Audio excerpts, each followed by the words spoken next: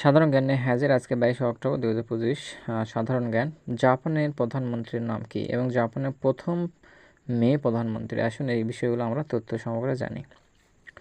প্রথম মুসলিম ছাত্রী ঢাকা বিশ্ববিদ্যালয়ে, তার নাম কি ছিল? তার নাম ছিল ফজিলাতুন জোহা। 1977 সাল 21 অক্টোবরে তিনি ভর্তি হন।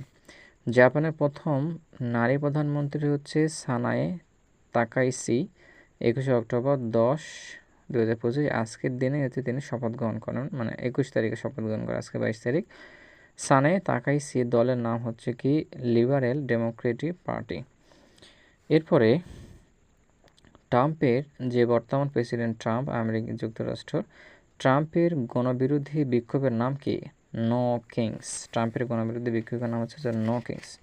এরপরে আমাদের পরের প্রশ্ন হচ্ছে কি যে বলিভিয়ার নতুন প্রেসিডেন্টের নাম হলো রদ্রিগো পাজ।